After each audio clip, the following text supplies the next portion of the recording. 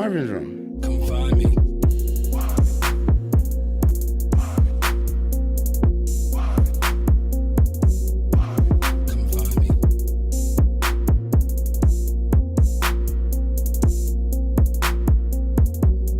Come find me. Right here on KBOO 90.7. Keeping it true to PDX, Portland. Hey, welcome to Marvin's Room. It's your boy Marv Money Reigns here at KBOO 90.7 FM. I got a good episode for you guys. I got the legendary Professor Griff in the building, one of the original members of Public Enemy.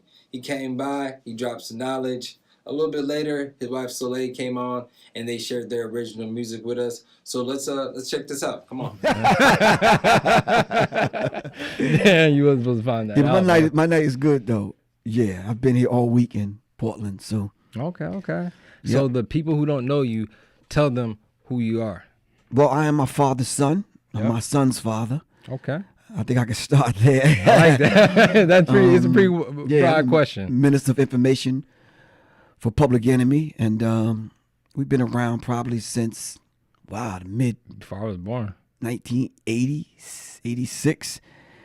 Yeah, so I came in as a researcher, road manager, choreographer. I know. I came in I had 5 set different list, hats yeah. to try to help establish the group, get us on the map, and push us forward. Yeah, so yeah, If anyone can relate to you, I can relate to that. Oh Like, yeah, you know, it's yeah. You still need to have 5 hats. I was like a Jamaican woman. I had 5 different jobs, man. Oof. Yeah. Oof. So that's who I am for real. Okay. So with Public Enemy just coming out and being really political in the mid 80s and just having that culture shock, like how did you feel about that? Like I feel like that's a pretty unique experience. Like just coming out, you're performing about all this political stuff, just making black people aware, and you're performing for a lot of white audiences. Right. Well, it wasn't culture shock for us. Yeah. It was probably not Other way around? necessarily a culture shock. I think it was like, how dare you? How dare you hold up a mirror to white America and show America this is what's going on? Childish Gambino did it recently with his song "This Is America." Yeah, I like And a that. lot of people, to the tune of, 40, 50 million views. And it's like, well, wait a minute. I thought y'all knew this already. You understand what I'm saying? Yeah. So I believe every 20 years we get it. We got it in the 60s with the turbulent 60s, with the Panther Party and the counterculture and the 60s movement. We skipped the 70s because the 70s set us back with the black exploitation films and this kind of thing. Yeah. The 80s, we kicked it off with hip hop and set it back on track and reminded people. So by the time the 2000s kicked in after Percocet, Molly, and mumble rap, here we are. Right. Here we are. Oh, yeah. That's true. That's true sauce right there. Right. So to answer your question very directly, Yeah. the whole idea of Public Enemy coming out, it's 20,000 white kids and 8 brothers with their fists in the air. Yeah, it was probably culture shock for them, but it was a beautiful thing simply because that was their test to see whether or not if they could handle a degree of truth that Yeah. their parents tried to force down their throat. And then it was our test to see, like, okay, we're in a lane now that, few people, especially hip hop heads, have tread. Yeah. You understand what I'm saying? Beastie Boys, of course, but they was white. Yeah. Run DMC had a whole lot of white fans. But on an average, the average black hip hop group, probably didn't have a lot of white fans. Public Enemy was just, we took the metal, we took the rock and hit it up under the song. So they felt it. They knew what it was. Right. I feel that. Yeah. Is there anything that you learned from the beginning that, well, actually, let me take that back. Anything that you know now that you would wish you would have known back then? Oh, of course, man. I'm 58 years old, so anybody within the sound of my voice, if you doing today what you did, if you're doing today at 40, 50, what you did yesterday at 20, you hustling backwards. All right. And anyone in this room could say, well, if I only knew then what I know now, the course of my life would be different, of course. Me, coming from New York, Yeah. testosterone, think I'm invincible in my 20s. Yeah, man, I was reckless, man. I was like, me and my crew was like, yeah, we wish your mother would. We wish you would. Right. That was our attitude. So doing the public enemy thing and speaking truth to power, Yeah. traveling around the country, that was nothing for us. And of course, coming from New York, we think we the ish any old way. You understand what I'm saying? That was the attitude. Yeah. And everybody patterned themselves after New York until you grow up and start traveling around the country. Like, wait a minute, they got their own thing going on. Yep. You understand what I'm Yeah. saying? So I had to learn life lessons. I grew up from my 20s to now with hip hop on the scene, with music on the scene, with the whole idea of revolution on the scene. Everyone from the Black Panther Party to Che Guevara to the Mau Mau, Patrice Lumumba, I could name Malcolm X. Yeah. Yeah. So that's in my blood. That's in my veins. So was it the army that made you so militant, or was that just something that you Wait a minute. I went into the army in 79. Yeah. That was 19 years old. I was militant man, a lot, but way before that. Oh, okay, Yeah. okay. Damn. Yeah, the army don't make you militant. The army make you docile, dumb, and just follow orders. No. Have you ever seen the movie Black Panther, the new one? Yeah. Okay, so the guy. I thought that was a trick question. No. I'm like, I had to pause. I'm like, what? So Yeah. Michael B. Jordan's character. Yeah. Okay, so like he learned all the stuff he learned was when he joined the military, like when he got all those like dots and everything. With the little scars, and he Yeah. became a killer and all that. Right. Was from the military. So was there anything from the military that you incorporated into Public Enemy? I studied what I learned in the military, and that's one of the reasons why I got out, because I studied the domestic and the foreign policy, and I wasn't going to be a pawn and pick up a gun and go kill people that look like me. I like So that. when you say carry some of that over into Public Enemy, we have to understand. So Public Enemy was a mindset. The set of characters that you saw, Yeah. a strange set of characters. Chuck D, Yeah. goofy, thick glasses, wearing tight pants, wearing goofy dude that don't know how to dance Yeah. with a strong voice. Yeah, Flavor Flav, crazy, stealing cars, selling drugs, doing whatever, not knowing that he coming or going. Yeah, Terminator X, who never spoke a word in his life, That's wild. and he still don't talk.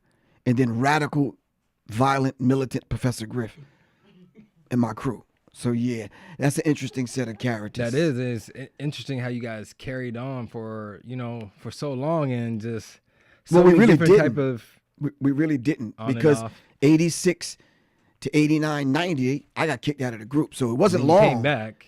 So then when I came back, it was a whole different Public Enemy.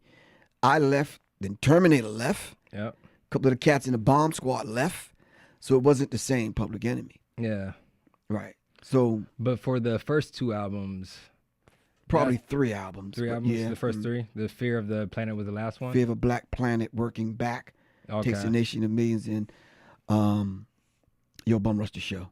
That's wild. Those are the three. Yeah. That's what people remember about Public Enemy. Anything after that is like, Mm. well, Yeah. you do remember Shut 'Em Down, Yeah. Can't Trust It, some of the songs that came later on. Yeah. And Bomb Squad, they helped make that the first album for Ice Cube's album, America.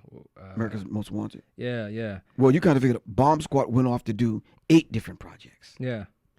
Vanessa Williams, if I Mhm. can remember, Ice Cube, Belle Biv DeVoe,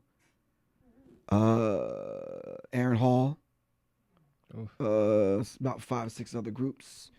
Bomb Squad. How did you feel about the Ice Cube album? 'Cause I know you're a big you're a fan of Ice Cube. Yeah, I'm a fan, definitely a fan of Ice Cube, and I try not to give my feeling about. I feel different ways about different things. Yeah. But the fact is that Ice Cube is one of those kind of staple marks in hip hop. I viewed NWA's work and what Ice Cube was doing as political, Yeah. and a lot of people don't view it that way. If you're looking at them through the lens of a woman, Yeah. It's like, okay, I'm not going to be nobody's B or nobody's whatever. Yeah. You understand what I'm saying? If you're looking through the lens of white America, it's like, wow, those guys are like just what we thought. You understand what I'm saying?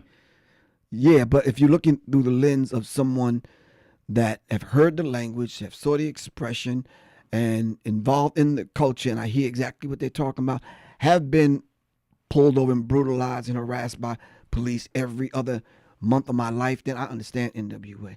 It don't take me anything to understand. I'm bringing part of myself and meeting them halfway. I said, I understand you. Yeah. But their attitude was just they don't care. They did what they wanted to do anyway, and yeah. Yeah. Like the white guy said in the movie, NWA stands for No Whites Allowed. But the sad part about it, you go to an NWA concert, and it's all whites. Yeah. Yeah.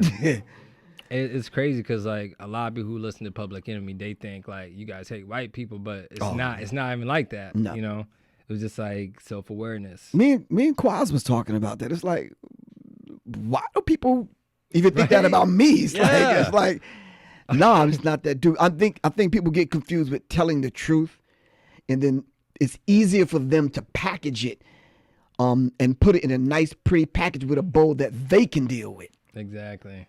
You understand what I'm saying? I don't have a problem. I don't have a problem dealing with it.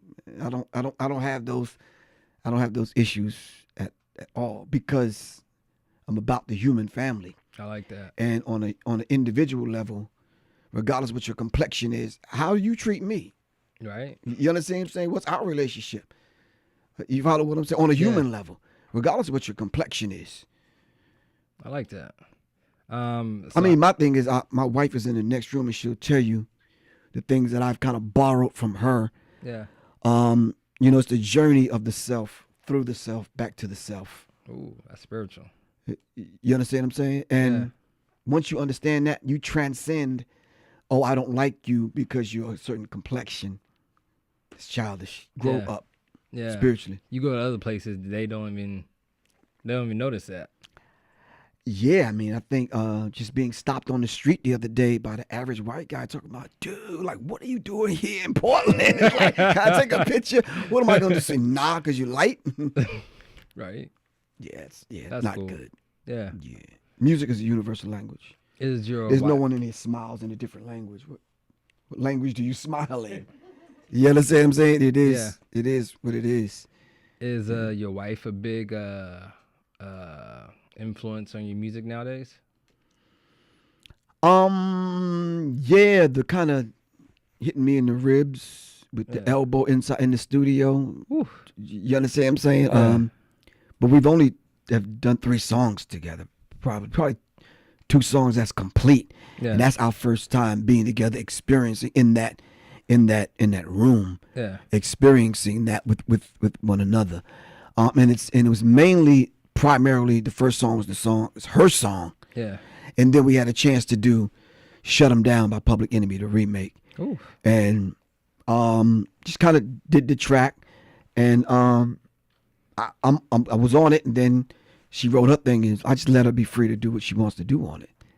Got you. Yeah, it's not something I got to come back behind her and say, nah, I don't like that. I don't do that in the studio. Yeah. I leave the studio open. It should be fun and should be creative. Yeah. You understand what I'm saying? Now, if it's an obvious mistake on something, I'll bring it to her or someone else's attention. Yeah. But the creative thing, you should let people be creative. And I want to be creative. Leave me alone and let me be creative. I don't care whether or not you like it or not. Yeah. You understand what I'm saying? I mean, when did we ever go in the studio and make music that we like? All the time. Okay. That's where I want it to be. Right? Yeah. You understand what I'm saying? I feel that.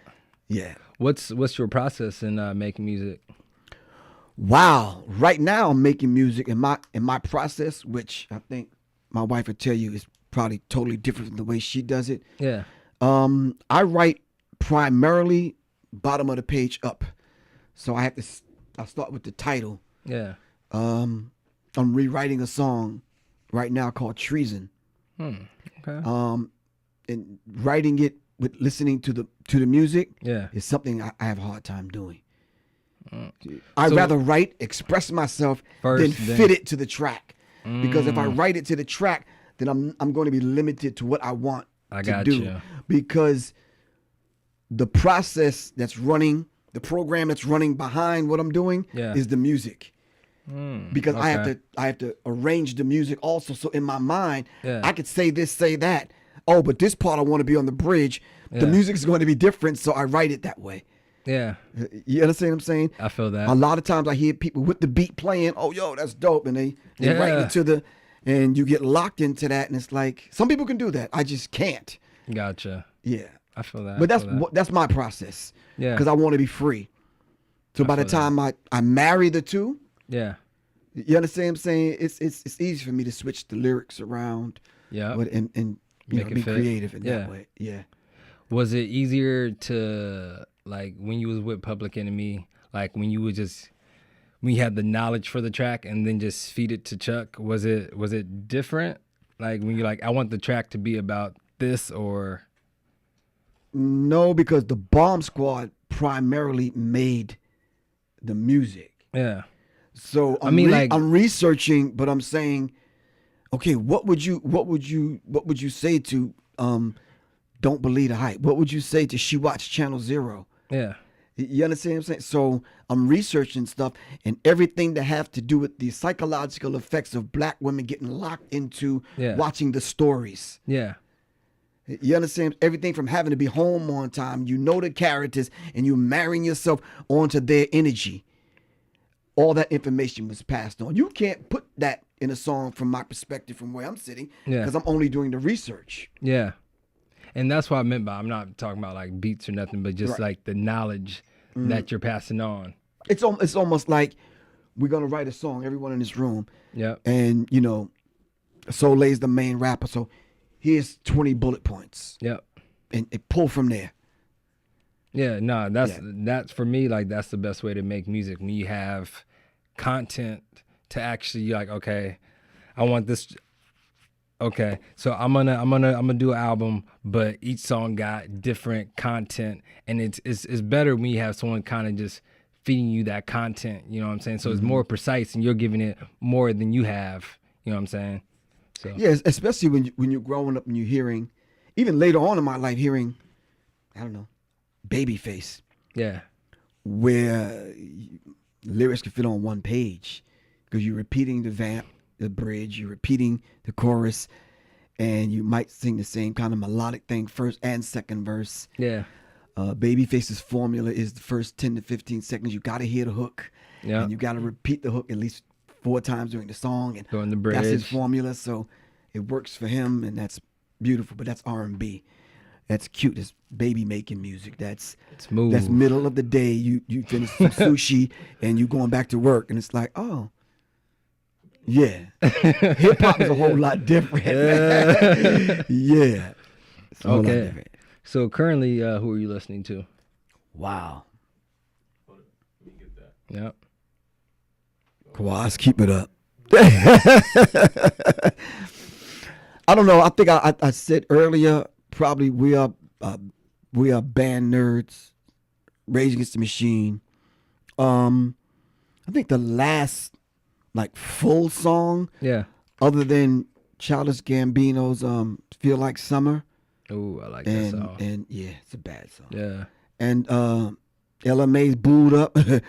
I like that full song.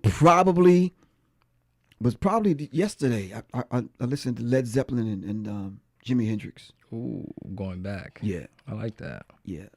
What is it that you think that you can't listen to music nowadays, like in the hip hop? Is it just the content, or just how? I can listen to hip hop albums. Yeah. Rap is another question. And there is a difference.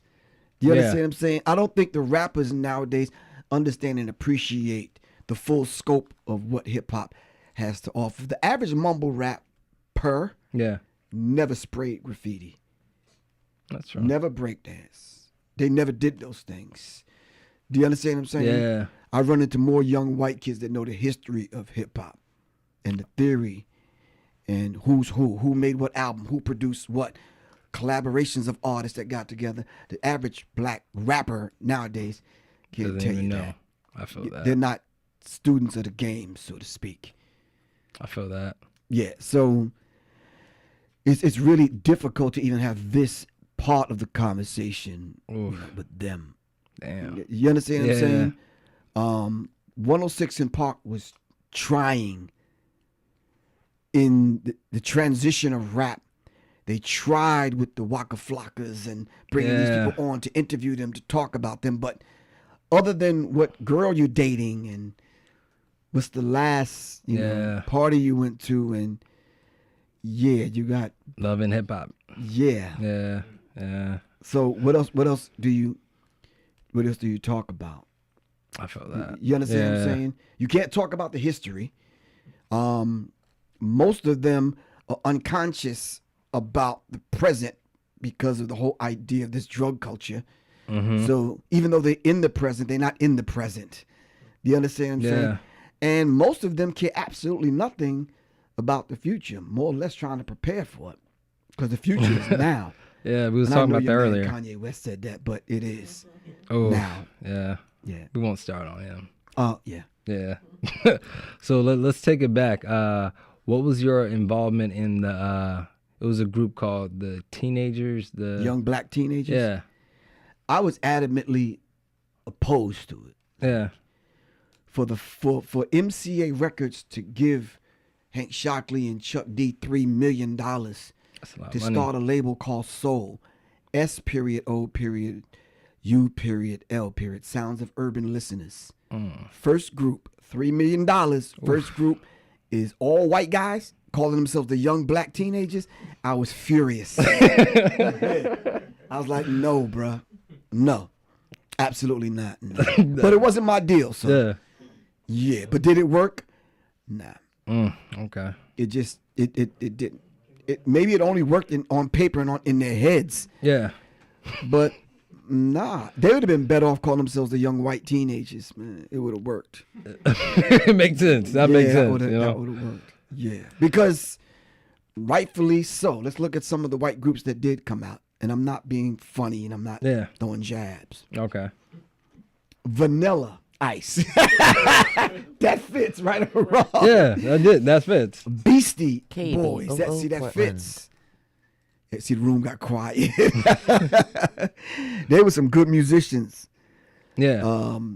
Good producers, but see those names kind of fit. Snow, remember Snow? I don't remember the snow. Oh, oh yeah, okay. I know you're talking about from Canada. Informer. These Yeah. names fit. So then when you roll forward and you get the young black teenagers, but they all white, it just don't work. Yeah, that's an oxymoron. It just it doesn't work. So yeah, so. Okay, And where'd you get okay. that question from? Man, I'm gonna tell your big sister, bro. Hey, someone told me how to ask you that, so Okay. yeah, I was like, I'll do it. Right. Yeah. Okay, so how did the deal with Uncle Luke go? Because I couldn't picture you and Uncle Luke, you know. Well, you kind of figure when I was being ousted, when I was being, removed out of Public Enemy, which is a long story. Chuck actually went and had a meeting with Luke without me. Yeah. And so I'm saying to you, if this Quaz, you know how to lay carpet? No. See, he don't know how to lay carpet, He don't right? know. Why would I go get him a job at a place to lay carpet? So if I wasn't striving to He's be gonna learn a today. rapper, MC, or whatever in the music game, because I was the Minister of Information, I was more on the business side and taking care of the affairs of Public Enemy, choreographing the show, setting it up, booking this, booking that. That was my job, and that's what I did, and I did it well. Why would you go get me a recording contract when I never wanted one? That just didn't make sense. See, that's guilt talking. Yeah. Favor. You understand what I'm saying? So I ended up there having to shift gears totally and say, okay, I'm going to make these 3 albums on this label since I have the opportunity to do it. That's how come I created LAD, The Last Asiatic Disciples. You understand what I'm saying? If you Yeah. listen to the albums, I'm trying to learn how to MC. Yeah. I wasn't that dude. I didn't. So those 3 albums went by quick. Did you make it in Miami? Primarily in Miami, yeah. Oh.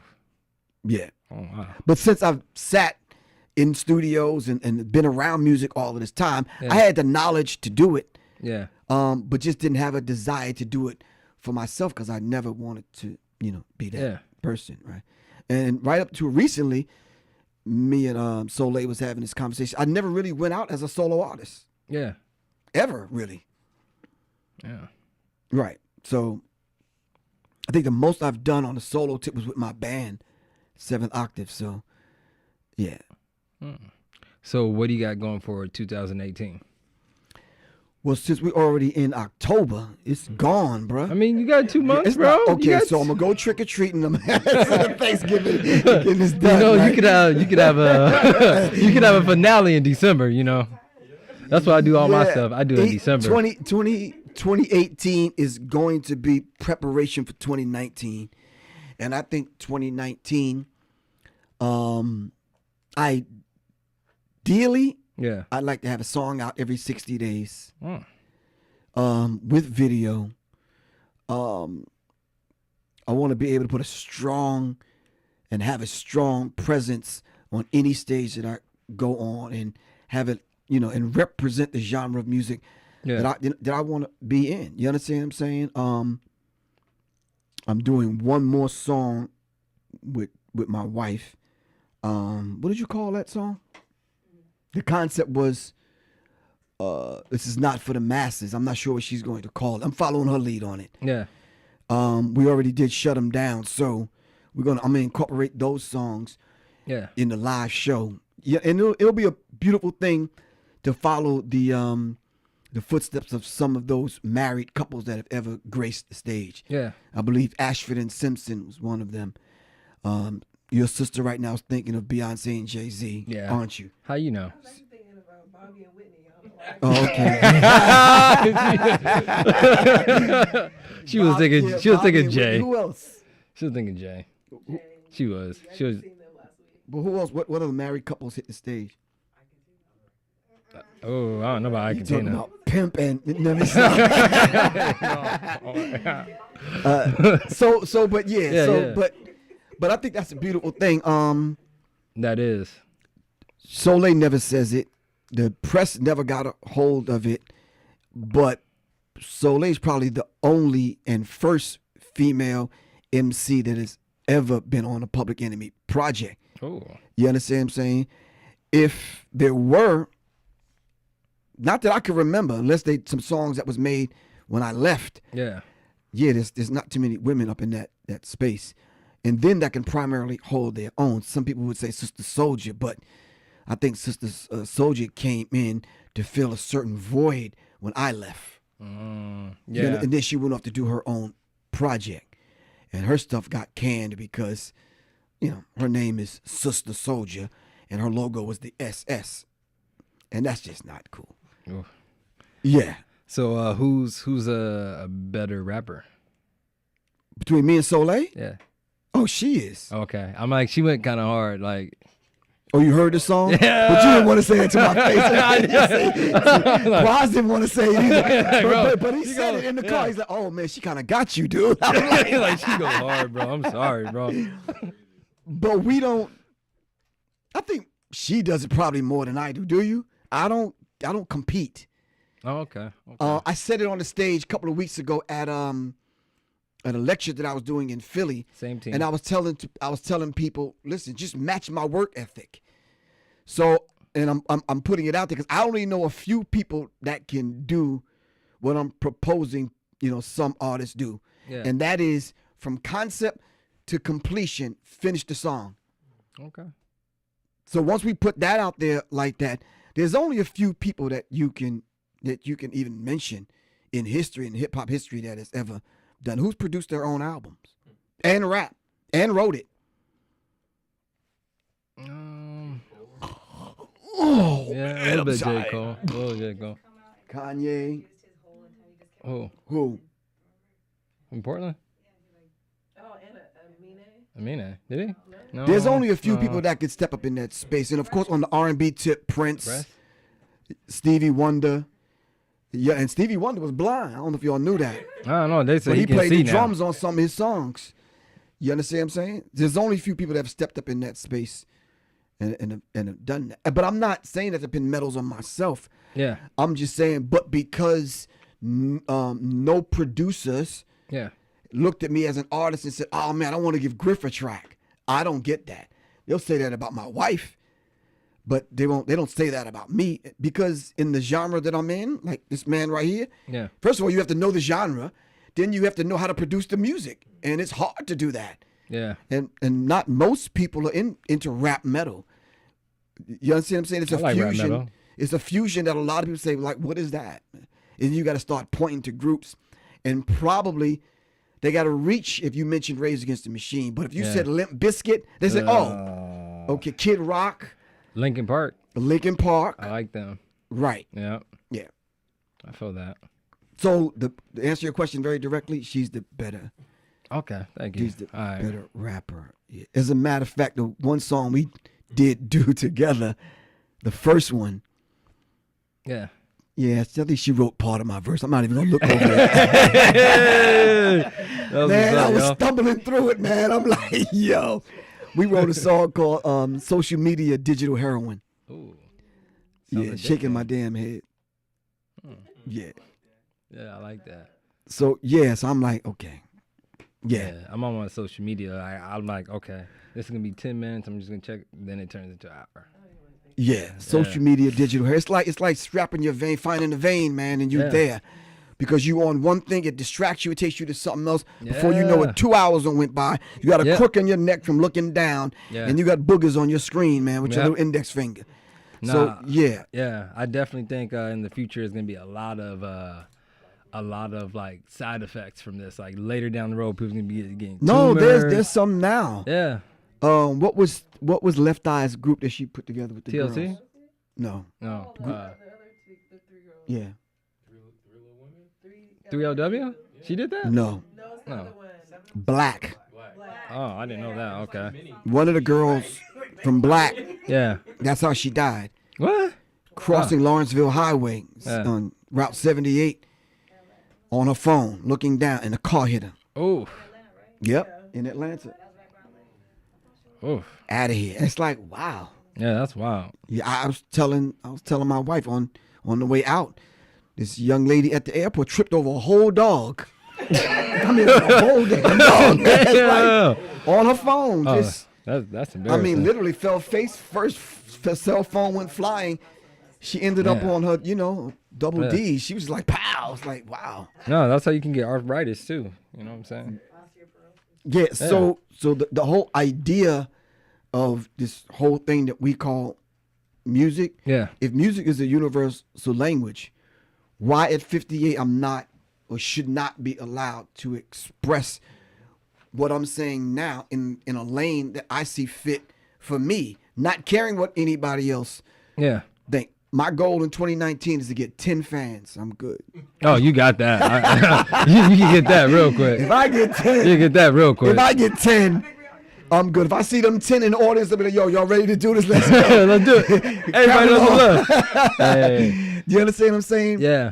I'd feel good if I had 10. Me and my wife experienced this thing now with this whole social media thing, always having to have your numbers up. Oh, you gotta have likes. You don't have likes. I ain't even paying attention to your page. Let me understand it, because I asked her this earlier in the Uber. Yeah. Likes is on YouTube or Facebook or what? It's on all of them. So you can get likes on all of them. Yeah. Okay, I'm learning this. So just on Facebook, you can have friends. On IG, you have followers. So on Facebook, it's your comments that get likes in your pictures. Likes.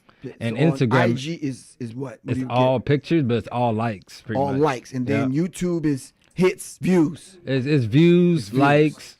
So you total all of that up, and what you supposed to do with that? You can build a asset off of that.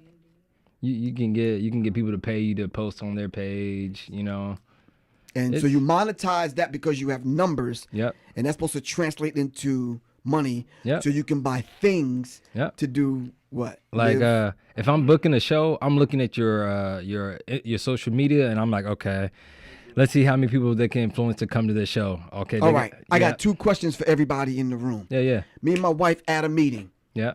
All right. Never did any research prior to us coming there. I'm talking about them to us. Yeah. She got 90,000 people Ooh, following her on right IG. Now. All right. Yeah. What is it about that that the person we sitting across from in a meeting that do not want to work with us as far as a distribution deal. Even if she took a portion, half of the 90,000 people she have on IG. Yeah. Which is what? What's half of 90? 45. Half of 45? If she had 23.5 thousand people following her, and them 23.5 purchased a 99-cent download. She's good money, right or wrong. Every 60 days that happens, yeah, you can eat. What was At streaming? a vegan restaurant with a napkin hanging off your damn shirt, right or wrong. With a vegan toothpick and a vegan napkin, right or wrong. With streaming is different because you can have like 1 million streams, but you're not making money. We're talking download. We're not talking streams. Well, downloads too. I'm talking about a 99-cent download. Yeah. Okay, so I'm not talking about working through somebody like Pandora, Spotify, or anyone. Oh, okay, so you're directly saying to straight you. independent. Because if these are supposed to be your followers, Yeah. and these people are real and these are real numbers, then I want to take advantage of these real numbers. I got you. Okay. You understand what I'm saying? I got if you. these are in fact real people. Look, I'm sending out a message on my IG. I got 90,000 people. Yo, I'm gonna be in Portland this Saturday at the so and so and so and so. Let's see how many people show up. If 10 people show up, there's something wrong with them numbers. All right, so let's do the YouTube numbers. All right, so if you got 300,000 people following you, Yeah. or subscribe to your channel, Yeah. 300,000 now, right? Yeah. And you monetize your channel, Yeah. and you put something up, and let's just say 150,000 of those people like that, and you get 0.04 cents. Yeah. All right, Yeah. what that check look like? Okay, let me tell you how it was broken down to me. Yeah. Vlad TV did an hour and 15-minute interview with Professor Griff. I saw that. Took the hour and 15-minute interview and chopped it up into 7-minute segments. Yeah. How many? 7 into 60 minutes as well. Oh, 7 minutes into 60 minutes. Well, how many can we get out of that? Let's just say 8 segments. That's 56 minutes, right? Yeah. 8 segments. They monetized the channel, monetized each one that he put on. So the first one he put up, 7 minutes long, it got him 400,000 views. Yeah. Me. Yeah. He monetized, he put it on his channel. Won't allow me to put it on mine. All right. So that's what? Yeah. $800 from that. He did that 8 times. Yeah. Let's do the math now. You understand? And then he took the full interview and put it up and got another 400,000. Yeah. So he made what, 6, 7 stacks off an hour interview that he did on me. Oh. And what was my cut? 0. Yeah. Thank you. Thanks for coming over. That's the homie. That's so damn. Those are real numbers. That's wild. Just from me doing the interview. That was a good interview too. Oh, thank you. So I'm saying if we're gonna yeah, where's the check, right? Yeah, I appreciate it. A pat on the back. Hey man, good Yo, job. thanks, good job, like that. But where's the class that's gonna teach the average artist coming up how to calculate this thing and maneuver on social media? If I had my wife's 90,000, how can I monetize that? What am I gonna do on IG? Cool. Okay, so she has to be the brand ambassador. Yep. She can take something of mine, put it up on her page. Now, the people that's following her also likes Professor Griff. Yeah. That's how you do it. I gotta be taller. I probably gotta do some yoga. I gotta be sitting on my album cover like this. You understand what I'm saying? Something, yeah. I mean, you can definitely see where her biggest following is. Attack that region. You know something, man? All the days I've been in public and been known as Professor Griff, the beautiful thing about all of this is the white guy we ran into the other day that came up to me out of the blue early in the morning. What time was it? 9, 10 o'clock in the morning? And he was like, bruh, I mean, man, like, what? My friends are not going to believe this. Can I take a picture with you? Yeah. You understand what I'm saying? He wasn't the boy band type. He wasn't fixing his hair and all that kind of stuff. He was like, just gully, just raw. Let's take the picture, man. I'm happy to see you, and I'm happy to see you too. I think that's what it's about. Now, if I was performing in town, would he have came? Yeah. Yeah. You understand what I'm saying? That to me is better than somebody liking a comment or something that they put on my. Yeah. I mean, if you go on YouTube right now and every time my name appears, if you calculate them, what do I have? 50, 60 million? I mean, you The 3-4 years I've been on Brother Rich, my thing, interviews. I went on one guy's page. He came to my studio and interviewed me. It's $1.5 million Oof. on just one interview. Oof. And I'm like, bruh, this is before we knew how to monetize. You understand what I'm saying? I'm like, wow. Oh, you understand what I'm saying? So, but who's giving that class to young cats coming up? You gotta go to music summits, you know? Yeah, the new music seminars are not happening no more. They're not giving classes on Saturday. They're not having them in the basement of the church tomorrow. It's just not happening no more. I'm sorry, it's just not. Our artist that I manage, Or- Echo the Savage, we went right. to this Or- IES. Right. Or you go to YT University, YouTube. Yeah, it was in California, Burbank. Right. Yeah, it was popping. Exactly. So that's, Yeah, it definitely should be something the community, you know what I'm let me saying? tell you something. I don't know if Soleil want to come over here and tell you, but Oh, yeah. we we got got another mic.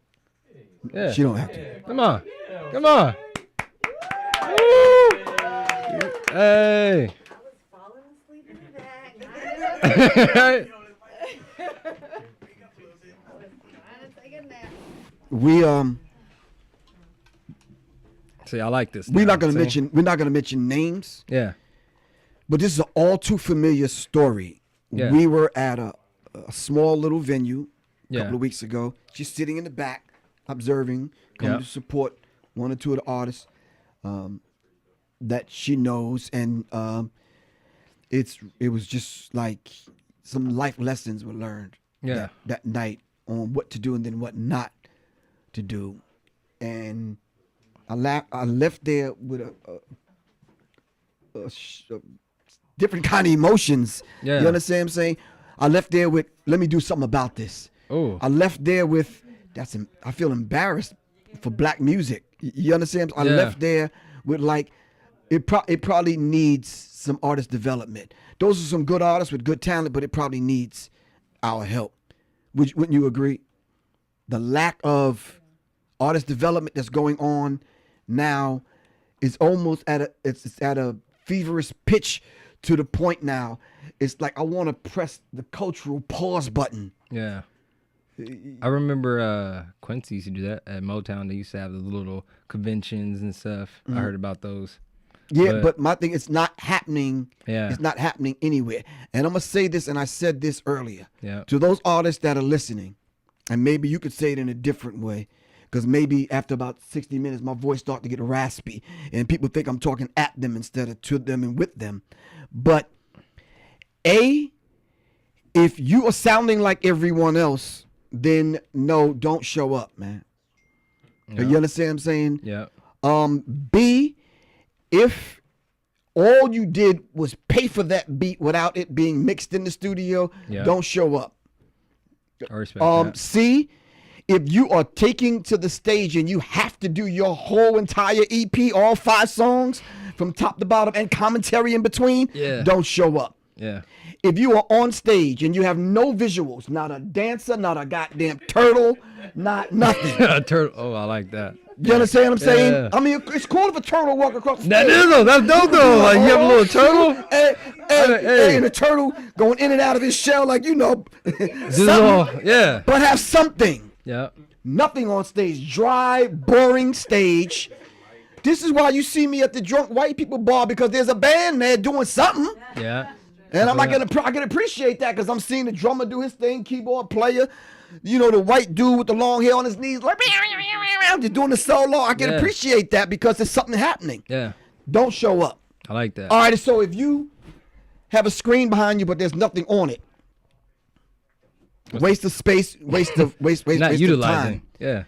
If you have to give a whole dissertation between every song, don't show up. Don't show up. You got if the vocals in you've the never woke up background? in the morning with your tighty whities on and your dirty white socks and took the hairbrush and went in the bathroom and did your lyrics, if you haven't did that, then don't show up. But what happened to that? We don't even do that anymore. Media happened to that, because back in the day, first of all, you couldn't even get a deal sounding like somebody else. Yeah. And you had to have your own identity, your own sound. And most in our time coming up, we came up in an era where you had to get on the talent show. So you had to go out and perform and be seen, so you had to be good at entertaining. An element of really working on your art and your craft, because you had to. Now you can just decide tomorrow I want to be a rapper and get on social media and rhyme over somebody else's track and be famous tomorrow.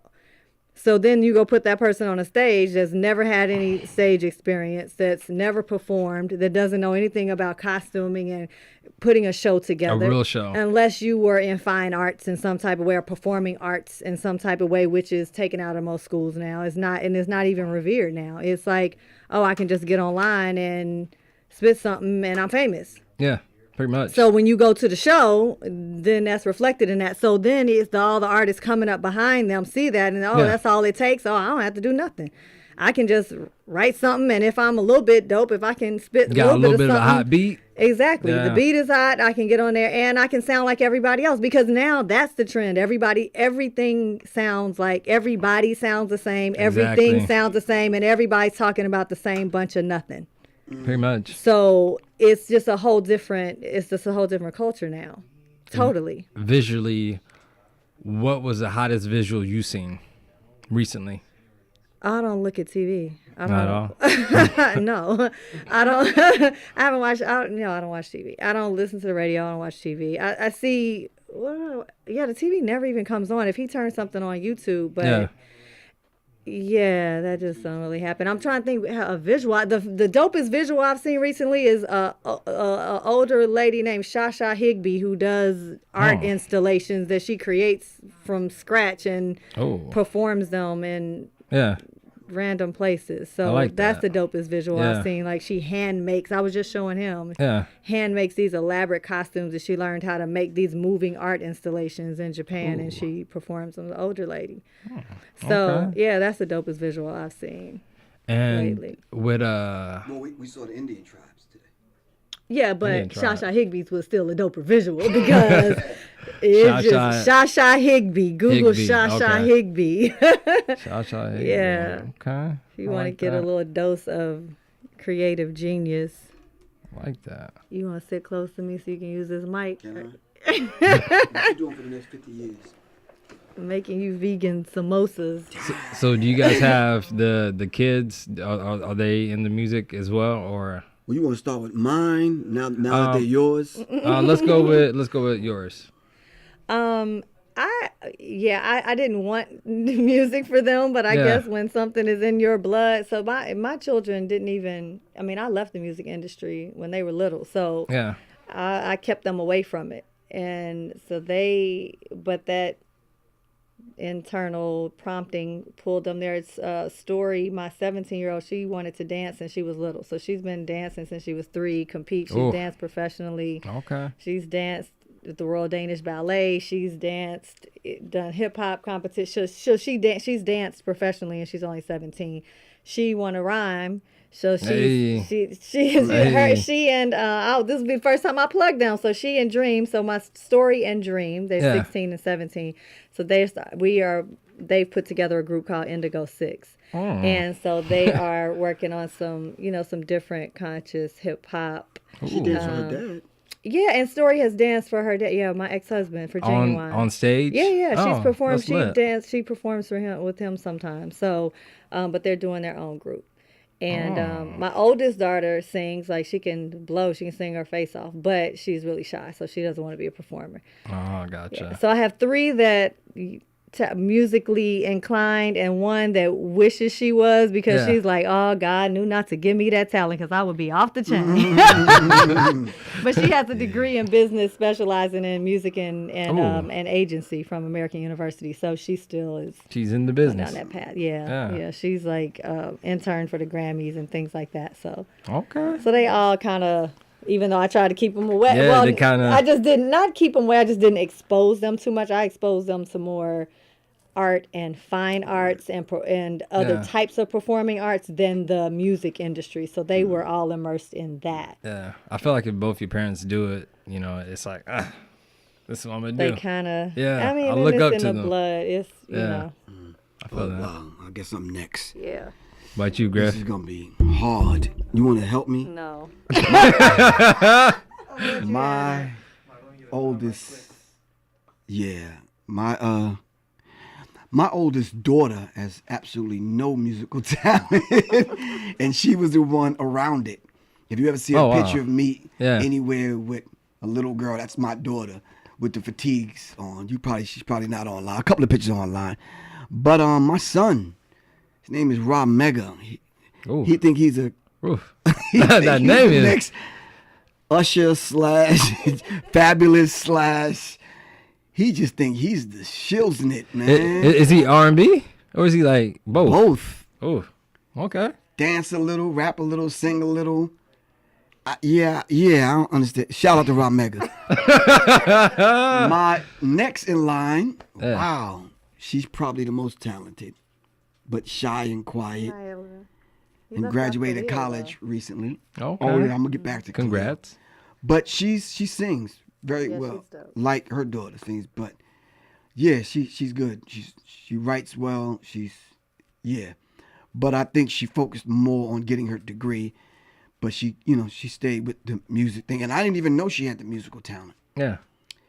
My other son Khalil, who calls himself DJ Khalil, who probably has the most talent.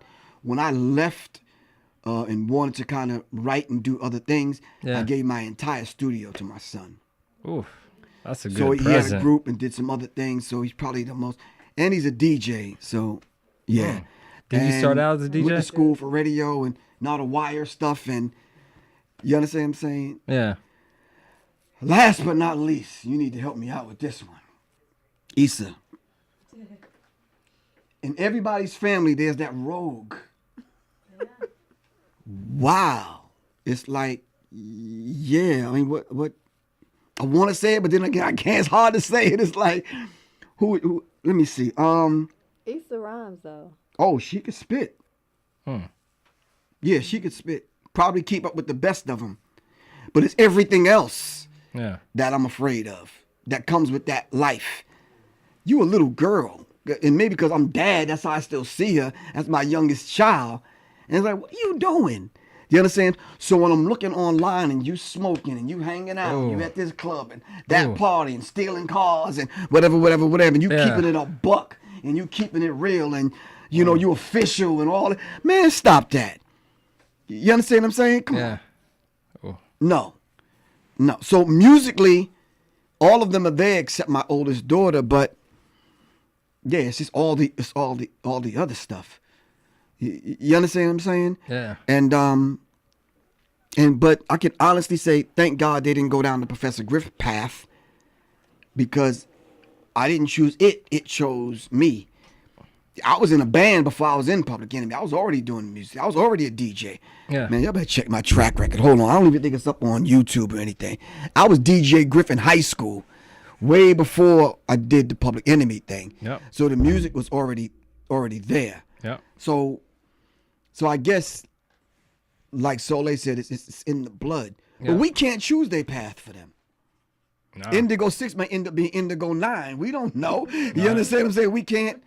We can't choose the path. We could set an example and say, okay, if you need our help, I think we'll make the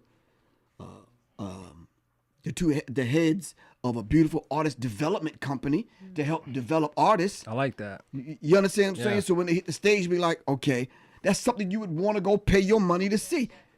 Quaz, you work a part-time 9 to 5? Work with kids. Okay. He works with kids. Let's just say how many hours he put in. Yeah. Right? When you go to a concert to spend your hard-earned money, concert ticket is $27.50. Yeah. You want to see a show, not just somebody rapping over their own vocal track. No. So that has to be developed. I feel that. Now here in Portland, we got this guy named Andre Middleton. He been on my show before, but he does this thing called Friends with Noise, and he pretty much help out the youth with setting up audio equipment, get them with engineering, get them paid shows, and like have workshops for them. And like he's a good dude. I like him. He does his thing, and like he even like help kids with scholarship, tuition. So Right. yeah, that's one I should It's definitely. needed. Yeah, it's definitely needed. And we need to get the people that know music theory to hook up with him Oh because yeah, we need to sit them down and say, listen, this is a basic format structure for a song. yep, And you don't have to stick to that, but at least know it. exactly. An outline. Exactly. Yep. So when you go listen to Prince and you say, wow, I learned musical structure, but he just did something and then you learn. Yeah, exactly. And you would appreciate though. Incorporate into your own thing.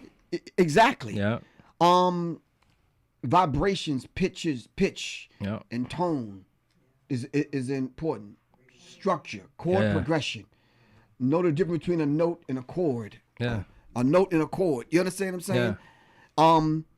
Know the wide variety of instruments. Bar count at least. Exactly. That Yeah. you have. What is a bar? People don't know What bar is a count bar? these days. What is- It's Right. ridiculous. Same thing as a Yeah, measure. What's the Yeah. subdivision of beats? Like, Yeah. what Right. is, And what do you then, pick up? Like, Right. things that you have no clue. and then basic stuff. Know what key your song is in.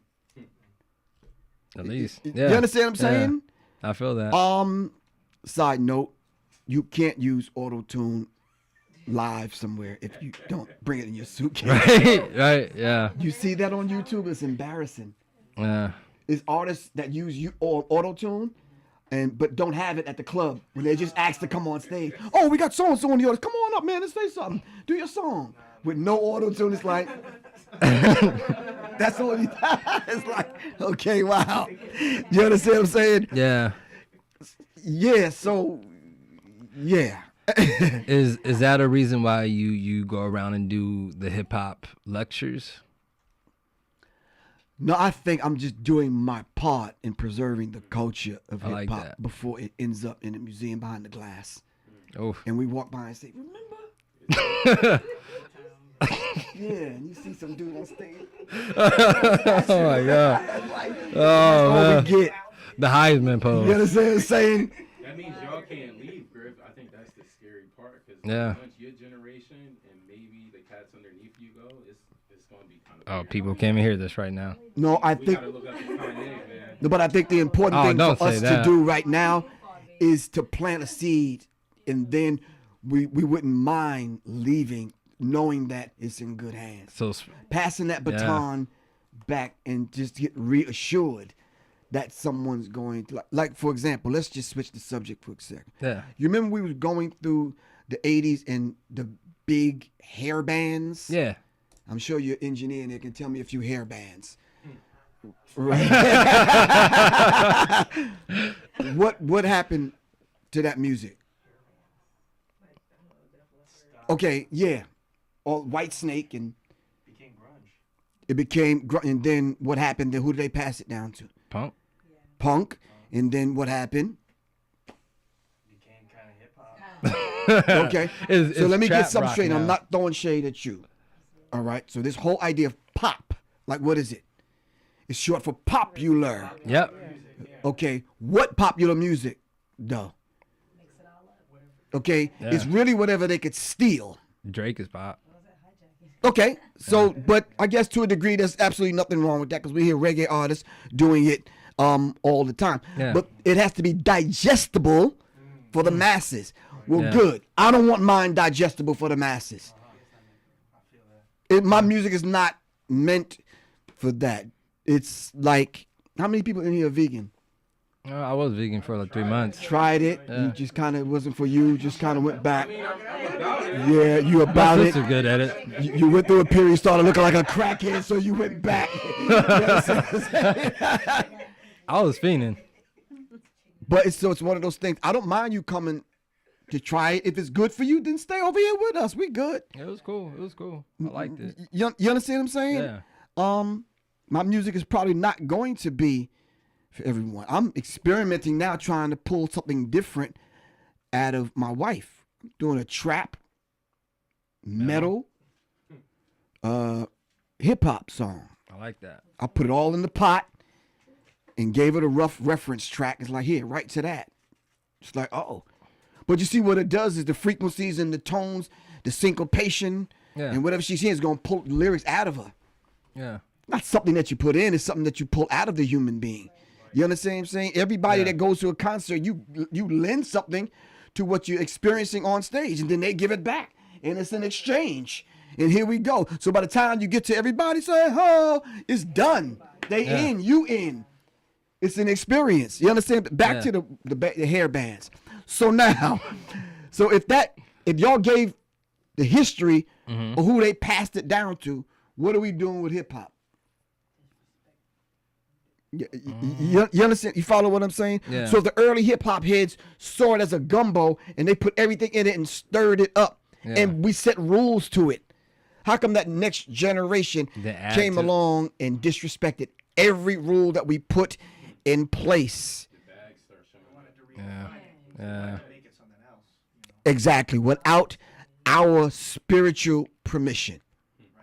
Plain and simple. Yeah. So the next meeting we have, if we ever have one, I don't want to hear nothing about no numbers.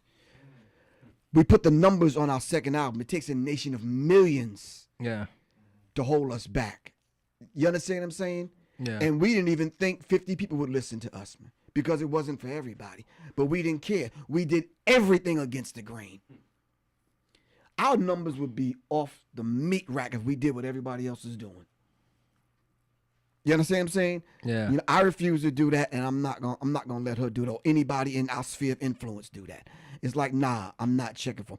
There's a young lady and a young brother up under the both of us that we talking to every week or every day, either texting or communicating with them on the phone, and I'm constantly saying, nah, your introduction don't have to be 14 bars, bruh. You just don't. You understand? And all you doing, yeah, all right. Okay, here we go. Shout out. Cut the song in, start, and let's get busy, man. I ain't got that much time. I'm 58, man. We gotta hear this before I activate my senior citizen card, bro. Can I hear the song? I feel that. No, I'm not doing that. None. I'm just not. And I gotta put my name on it? No. I'm not validating that stuff, man. I'm just not. Yeah, we're gonna build the song. we rebuilt a song. Yeah. A song that she probably had for 3 years now. Yeah. We had to rebuild it from scratch. Oof. It taught us a lesson with being with one another. Yeah. Working with one another. But it probably reinforced some things because I've always produced. Yeah. And it probably taught her some things. Would you agree? Well, because I wasn't involved in that full process when I did my album. I was 20-some years old. So I have been writing since I was a child. Yeah. You know, so I have been writing hip-hop since I was 10, at least. And so I'm a writer. Like, I can write, but I would go in the studio when Tricky did my album and we put the album together. I went in the studio. All I did was show he got a beat. Oh, here, write to this. I wrote it, did it, done. He did everything else. So this process is totally different because to be a part of really more hands-on creating something from scratch or taking and recreating and going in the studio, miking drums, having a live guitarist come in, but him showing me that process and him doing that and showing me how to actually create the song musically, because I know what I want and I can visualize it, but kind of hearing it forward, that's him. Yeah. Like, I'm lyrics. Like, I'm a write all day long. Can we let them hear the song? Which one? Under the Veil. Oh, yeah. Oh, can we hear it? Yeah. Can you pull it up on your phone? We're going to let y'all hear the song. Oh, I like that. And that's not the one that we're actually shooting a video to in a couple weeks. Right. So we're shooting a video to. Yeah, if you take it to the airroom, she can put it on. Yeah, I need that thing, though, to read. Oh, I like this. And it's a creative process that we kind of go. You loaded what? So it was one of those kind of things where every aspect, here you go, every aspect of the song. Yeah. I'm talking about just hearing the song. Okay, we got to figure out what key it's in. Yeah. And then, okay, how was that done? Was it the keys? Was it? So now you got to say, okay, how can I take this song, recreate it, rebuild it, and then not necessarily quote unquote make it better, but at least bring it up to the level of where it was for somebody, for another artist, so to speak. So she has to like it at the end of the day, not necessarily me. Yeah. You follow what I'm saying? So when you hear the song, you got to like take it that. in there to her. Yeah. Oh, okay. It's downloading. So Batteries low. it's a song that we had to kind of reconstruct, just from. Yeah, we had to reconstruct it. And you talk about her sitting on a song for 3 years, and then me coming in just hearing it, having to No, I feel that. So I don't want y'all to judge the song too harshly. All right. No, I feel that. You know what I'm saying? Yeah. So it's just one of those kind of situations. Hold on. No, I'm glad everyone can hear it now because I'm excited to hear this. Uh-oh. 'Cause Sarah was such a big fan of Soleil. She's like, oh my God, Marvin. Right. Do you know who his wife is? So it was a beautiful process, but like I said, it taught me something. It reinforced something. Yeah. Because we're in a day and age where no one really plays with a live band, not on the hip hop side. Yeah, yeah. I've seen a few people do it, but that's just not their normal thing. I prefer live bands. Yeah, I think it's kind of You know. It's. I don't want to put medals on myself. It's a requirement for someone. I just love music, you know. Been in the game as long as I've been in. Musicians, that's my thing. I can't show up with a backing track and be like, you understand what I'm saying? Yeah. That day is gone for me. Just like I can't show up in regular clothes and I do a show. Right? Like, put on the show. Perform. Like, we're both artists to the fullest. Like, even when I came out in 90 something with if you heard my album, you wouldn't think my show would be the way it was. But you show up to my show, and like you said, you was joking. You said that earlier. Yeah. I think you said it at the lecture. But I really used to, like, dress up in costumes. Like, I would come dressed out in Wonder Woman. Or I kind of random stuff, like doing a full-out show, like with the beginning, a middle, end, like thematically. Yeah. Arcs and I like that. You know, doing it's stuff with the DJ, dancing, all that, because it's a full show. So now it's even to the 10th power because the show now. You got the song? Yeah, the show now is. All right. All right, we ready. All right, y'all. If my phone don't die while you playing it. Oh. Hopefully she got some juice. Nah, I really don't. Okay. Well, let me. Is it iPhone? Let me introduce the song. Okay, I got a charger. It got 12%. Ladies and gentlemen, it should be enough to play the song. Yeah. The song we're about to play is called "Under the Veil." Featuring Sam Salter. Featuring Sam Salter, and we managed to put Shay Jones in the track in there somewhere with her beautiful voice. You ready?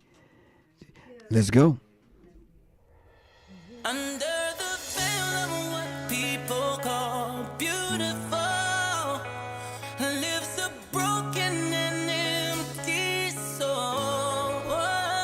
There's a whole lot of pretty faces all around the world, but that's only the physical. You'll never truly know if someone's beautiful until you look under the veil. Under the veil is tales, lies, and secrets. Into the heart and pales dies just seeking. But what you thinking is veil blind and bleak when it's your mind and your soul that needs to be deep in. See beauty skin deep. You're a shallow pond. And there's an ocean of wisdom you need to paddle on. Take a dive in.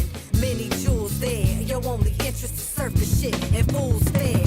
You're a goddess. Take your rightful place. Tear the veil and stare a bitch right in the face. Divine feminine. Can't be suppressed. Shakti is the energy that we manifest. Queen rule here. We the Devi tribe. Take a hit of this tantra and feel the Kali vibe. Peel away the cloak. Scrape away the scales and see the truth of what lies behind all the fallen veils.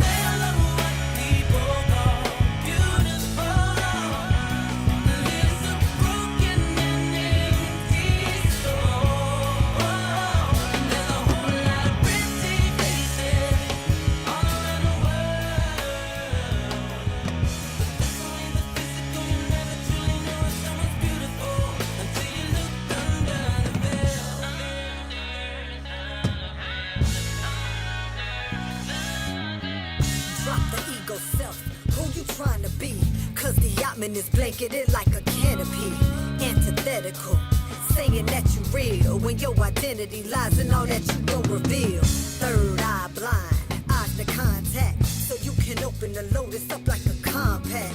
Become an offering, something more to give than the physical body that can't forever live. Rooted in passion, before the right cause. Spiritual wisdom and knowledge that make you have pause. Then let it transmute, metamorphosize. See the truth of awakening right before your eyes. Shift in perception, the real magic. For you to miss all this glory, it would be tragic. So get to tearing the veil as if it was fabric, and find yourself on the path, walking the labyrinth.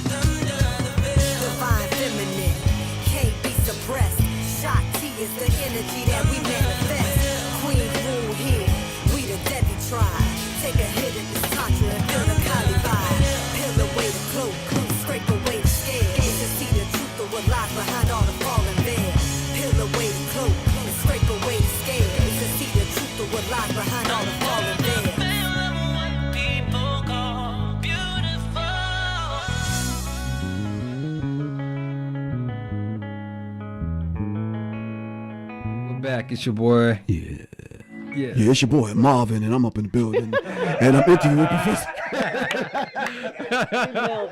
I like that. Okay. All right. See? Yeah. That was smooth. This is my part-time job. I'm really an actor. You understand what I'm saying? Hey, I played Steve Urkel on the See, you pushing it, Griff. You pushing it, man. You know, you've been pushing it all day, man. Nah, but I like the song. That was fire. Oh, thank you. Really appreciate that. Yeah. Like that was Under the Veil. This dude. Yeah. He's like, I'm gonna take credit for that because I did reconstruct the song. You know, them drums and all that. Yeah. Mm-hmm. So he gonna take credit. He gets credit for something. Oh no, definitely. I was pushing to get production credit, but you know, it's like I think I might put my name on this one. But you know what tends to happen? Your sound kind of stands. It's like, oh, okay. I think he probably had something to do with that. You understand what I'm saying? Just a little something to do with it. You know. Yeah. It's an art with working with musicians as opposed to just you on your drum machine or your computer. Yeah. You lay the track. It's nobody but you and the engineer. It's a whole different ball game. That song, there's life in that song. And then when you produce songs like that, songs like that, not necessarily that one, they transcend genre and time. You understand what I'm saying? Can y'all name a song that's timeless? Yes. Timeless. Teen Spirit. Baker, Whitney Houston. Teen Spirit. Right. You could listen to them songs anytime. It's like, wow. Anything by the Gap Band at Earth, Wind, and Fire. Anything. Exactly. It's like Warren G and Nate Dogg. So it's like, yeah, you can listen to that stuff anytime, and it's there. I like that. Yeah. Right now, I could listen to Otis Redding. You understand what I'm saying? And it's like, oh, okay. Yeah. Struck a nerve over there. You understand? So it's there. So yeah, I think it's a good song, but it's her song, not mine. I'm just right. Griff is trying to take credit. I'm sending this message out to everyone that's married to an artist. Sometimes you have to learn and know when to just be the husband. Right? You just have to. Oh, nope. I'm the husband. I let him know when I need him to be husband and when I need him to step in and get in somebody's ass. That's what. There you go. I like that. I'm like, no, I need you to be Griff today. So Soleil, what's the? How do you feel about when you made it straight from scratch? Is the experience is it better since you're doing it all yourself and you're seeing the process and watching it? Yeah, definitely. Because my first album, like I said, I really didn't get to. I wrote because I've always been a writer, but I didn't really get to craft it into everything I wanted it to be. Because when you sign to a major label, a major production deal, it's just you just don't get the final say on everything. And so this is me watching 20 the baby years grow. later, exactly, not having to answer to anybody but myself and the divine, which is still myself. And I don't have anything to prove. So I'm not trying to make music to appeal specifically. I'm not desperately trying to get people to like me and follow me. It's for you. Don't care. Yeah. You know what I'm saying? Those who will come and be inspired will come and be inspired. And those who will see some value in what it is that I have to offer, that's beautiful.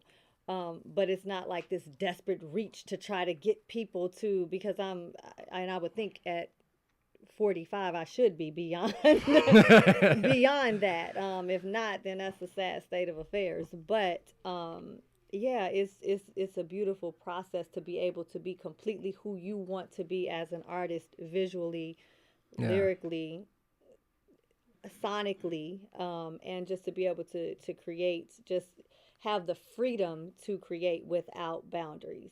So, I like that. If there was, I'm gonna ask you guys both this. You guys can answer one or separately. What's one thing that you guys want the youth to pass on to the youth of this generation from music? Musically, yeah. Well, I think understand that it's a gift.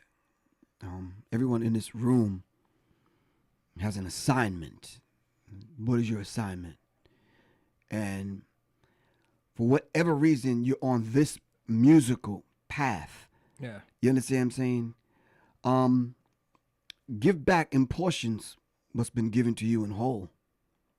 The Creator didn't hold back. He deposited in you and put you on the planet when you're supposed to be here with the gifts that the Creator caused you to recognize. That gift, it's not yours. Yeah. Do you understand what I'm saying? So then treat it as such and make the musical path and the thing that you're doing, put that in alignment with your assignment. Yeah. What's your assignment on the planet? Why are you here? What's your purpose? What's your mission statement for your life? Yeah. You know what I'm saying? And I always tell people I'm a soul in search of souls that are like minds like mine. So it's easy to come to my music with that. It's like because we already share something. We connected, whether we know it or not. Yeah. Because I've answered the call and I understand what my assignment is. You understand what I'm saying? I like that. Yeah. You know, it was pretty. I would say that is so much more to life than this stuff. Yeah. That is being sought. Because most often you see people get on this musical path because they're seeking instead of offering. So you're seeking fame, you're seeking money, you're seeking a way out, but not too many, right? Attention, but not so much of an offering. And so not being conscious of what is being offered. And so there's, as much as we may not like to think about it or bypass, there are natural laws in place, and karma or sow and reap or whatever you want to call it, depending on your school of thought, is a real natural law that you don't get to bypass. So sound, projection, speech, music is powerful, and what we put out there into the universe, we have to account for. So what are you offering out? Because it's definitely going to be revisited back onto us. We don't get to bypass those laws because of ignorance. Yeah. So if we're offering poison, Yeah. even though we may not consider it and see it as such, it is what it is. And so I think understanding that, because I am a yogi, a practitioner of yoga, and understanding those laws in that way, it's understanding that we're all interconnected. So everything, I'm you, and you're me. We're all interconnected. So everything I do affects you in some way, even if you don't understand it. It may not be a direct effect on you. Yeah. And Paramahansa Yogananda said that when you offered me, because we're talking about offerings now, when you offered me poison, you didn't realize that my life was one with your own. So what are you offering out? What are you offering out into the world? So really thinking and being conscious. That doesn't mean that everybody has to offer lyrics that are as highly intellectual as my husband's, or as high vibrating on a spiritual or yogic plane or path, or that they have to be there. But are they? Is it poison that you're offering? What is it that you're really offering? What vibration are you putting out there? Because you have to pay for it in one way or another. You don't get to bypass that law because of ignorance. So really hoping that more, especially younger people, would stop seeking so much. We know we need things to live. We know we need to have, tangible things, which now it's energy exchange is money, because that's what's used. However, it's become so many people's God, and that's what they see and aspire to at any cost, no matter what. You know what I'm saying? So, and those temporal things, like seeking those temporal things that are going to pass away, and then you're going to get older and like, oh, dang, I really don't have shit. Oh, yeah. Because all I got is stuff. Oh, I'm sorry. Because all I have is stuff. You know what I'm saying? Sorry. It's all good. But, yes. Call signal. Oh, okay. But that, what are you offering? So being mindful about what you're offering and what you're seeking. Got you. Yeah. Okay, I feel that. And one more question before I have you guys take off. What is your guys' secret for staying young? Griff look like he's like a young 40. No. Like a young 30. Right? No, I think other than avocado toast. Avocado toast. Okay. Wow, I think it's definitely No drinking, no smoking. Oh, definitely not. See, those are the things you don't even have to mention. And never have. People would see my old stuff and think I was into everything. No, I don't drink, no smoke, no drugs, read books, go to bed, drink a lot of water. You witnessed that earlier. Right. Yeah, she can drink some water. Meditation, not stressing, not worried, not stressing so much. Just really living a really healthy, the life that we talk about, the life that we teach about, is really the path we walk. It's not it's not an act. Like he lives what he teaches. We're both martial artists. We both, we both live, a really as clean as possible life. Yeah. And always have. So really, mindfulness, just really living mindful of what I'm putting in my body, mindful of what I'm doing, to myself and others. So, yeah. Cool. Yeah, we something simple as I think we was walking to Whole Food, and it was a little, how they dress up the windows for the advertising in the store for the stores? Yeah. I looked at a closet. I said, I wish my closet was that neat. And she said to me, yeah, if we got rid of some of these clothes, we got to figure out what Your closet can be that neat. If you get rid of some, right. some of the stuff that you don't wear. And it'll be easier to get dressed because there's less stuff. Yeah. You understand what I'm saying? So we have to just be mindful. And whose quote is that? Living there's the journey of the self through the self back to the self. That's what yoga is. Yoga is the journey of the self through the self back to the self. So understanding that the answers don't come from outside, they come from within. Right. So stop looking out. Stop looking out on social media. Stop looking out at what everybody else is doing. Be aware, but stop looking for answers there, because all your answers are on the inside. Right. And until you get to that point, you're going to constantly be seeking and not finding. Okay. So that, we sought and found that we Right. sought and found wellness, but we turned it into ourselves. Right. Yeah. I like that. I like that. That's your line. like That's that. your tagline. Yeah. I like that. Yeah. I like that. Or Gucci. I'm like, that's Gucci. Yeah. I don't like that one, but it was a pleasure. Thank you for having us. Really Hey, appreciate that, you man. guys. Appreciate you coming on, doing your thing. Go give thanks. I'll be lecture back was- next year. Okay. In the January, February, I'll be. and I'm speaking it. I'm gonna be back because I'm gonna be back to perform. We're putting this new music. Yeah, you out. gotta perform. Yeah. Yeah. And my show is dope. Oh, I already know. She said she Yeah. has some dance My show is- classes, some belly dance. Oh, you want a dance class too? Well, I'm not promising that, but in Atlanta maybe where I teach, but I'll belly dance on stage. Well, thank you Oh, guys. give thanks. And when you guys come back, make sure you guys hit me up. You know, we can set something up. We're going to put the bat signal, the Marv signal, big like M. I mean, I don't know if that's in my budget right now, but like, you know, I'll try. Like that. All right, thank you very much. Hey, thank you guys.